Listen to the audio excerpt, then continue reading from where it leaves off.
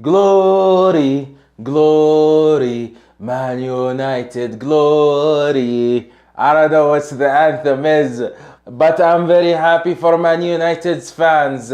I'm very happy that they're taking the steps forward. Now they are sitting fourth on the Premier League table. I don't know about tomorrow's game, but I know about today. Congratulations to Man United's fans.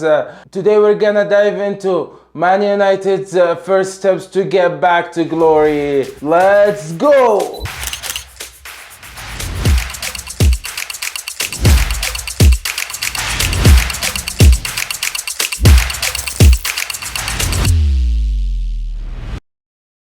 I just want to make something clear that El Capitano is not a Man United fan. I love Man United fans and I respect them. That's why I'm happy for them to come back.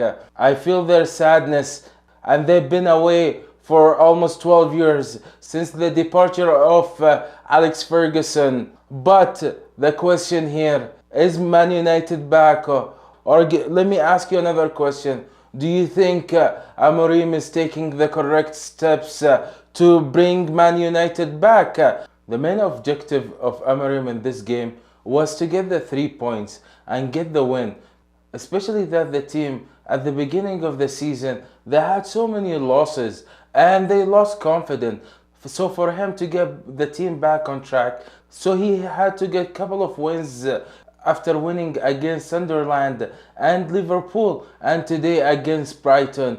Yes, the performance wasn't the best, but we could see that some improvements in certain aspects. And let me put it that Amorim needed this win to gain the confidence, and the players themselves and the players as well to gain confidence as well in themselves. Before building any tactical approach for the team, you need to have a confidence. So winning is essential for this foundation. So winning is essential to get Man United back on track. And regarding today's game, United continued one important feature, which is utilizing the chances that they got. We saw today that they had wonderful finishing, especially in the past years. We know that the one thing that Man United was struggling with was finishing, and we could see today they had probably 6 chances. They scored 4 goals out of those 6 chances. Yes, some of it was by the opponent's mistakes, but we know that Man United forced them to make those mistakes, and we're gonna get into that in a bit. And the other thing I want to highlight, yes, Ruben Amorim insists with playing 3-4-2-1, and sometimes he would flip it during low block with 5-3-2. We all know that this formation is very difficult in the Premier League, but we saw that in the recent games this formation started to work. But is it gonna be like that forever? I don't know. I personally don't believe in this formation, especially in the Premier League. The only person who was able to succeed with this formation in the Premier League was Conte with Chelsea. Everyone else who tried to play with it wasn't able to succeed with this formation due to the high pace in the Premier League. We know that teams in the Premier League counts on physicality and long balls and high pace. On the tactical board, we would see both teams, Brighton on the blue chips and Man United with the red chips. So today we're gonna try to explain how Man United plays during the high press and during the low block as well. Manchester United, Amorim loves to play with 3-4-2-1 or sometimes 3-4-3, and Cunha would be a little bit wide. It depends upon the situation. Brighton today played with 4-2-3-1. Brighton tried to build up from the back since the beginning, but we saw them counting on the goalie during the build up, and we see 2 defensive line.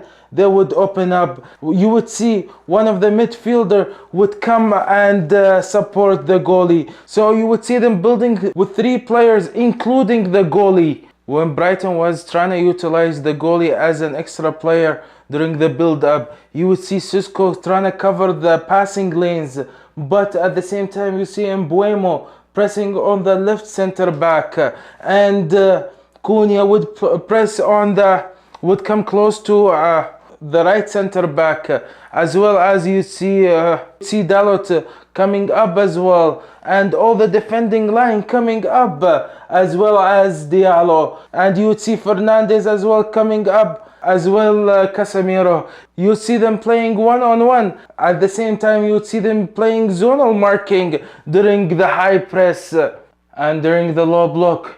You would see the formation changes, absolutely changes to 5-3-2 with a low block, as well as we saw Brighton sometimes when they held the position, they tried to play with 3-4-3 as well as, but what happened is this compact defensive block designed to deny central progression, as we could see here 4 players in the central spaces, as well as we see Mbeumo always helping out Diallo.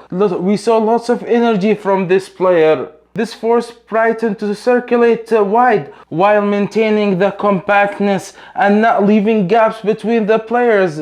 Yes, sometimes it was shaky a little bit, especially when Brighton scored the first goal. And we saw that Man United was attempting to play with the low block most of the time.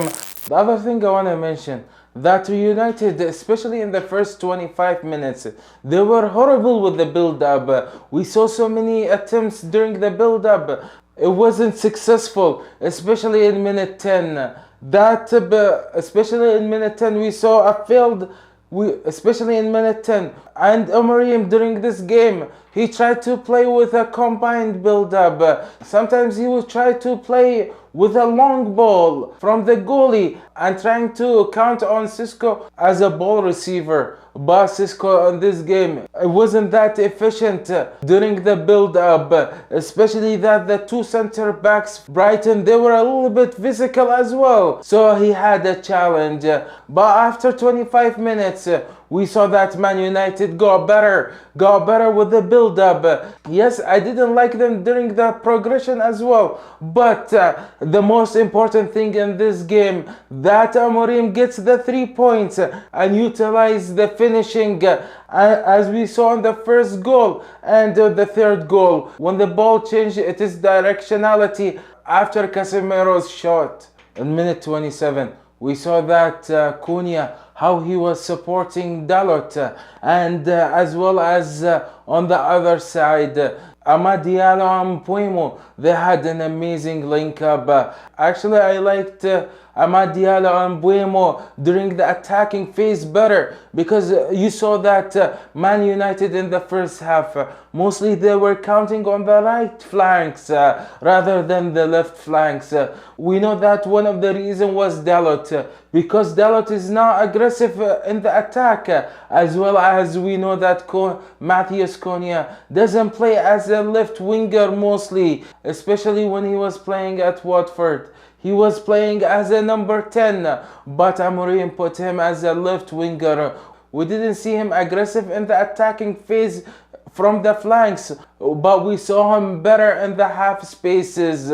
Even he was able to score the goal after Sisco recovered the ball and gave the ball to Casemiro. Casemiro with one touch, and Cunha was able to score an amazing goal. However, Brighton tried to exploit the spaces behind Amad Diallo, and we know that the reason behind this is the formation. Again, it's the formation. Why? Because both Mbeumo and Amad Diallo, they are very aggressive players in the attacking phase. They love to attack. So you would see they have. You would see that they leave spaces behind their back. And yes, Euro was able to cover those spaces sometimes, but not all the time. Yes, we saw Euro trying to cover those space behind them, especially in minute 29. When he was able to tackle the ball, but not every time he was able to do so. The problem with United from this game and the previous games, that when they have the ball, I feel like they don't know what to do with it. They are very bad with the build-up. They need some improvement in that aspect. Probably the time is gonna solve this, but for now, winning is very important, and Amorim could build up on this winning, and Amorim could build up on this win and fix some of the weaknesses in the upcoming games. But for now, we could say that Man United is taking the correct steps to get back to the top of the Premier League. Are they gonna do it? Are they gonna be able to do it?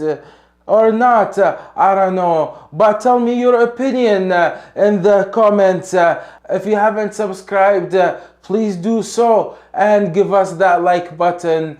Peace!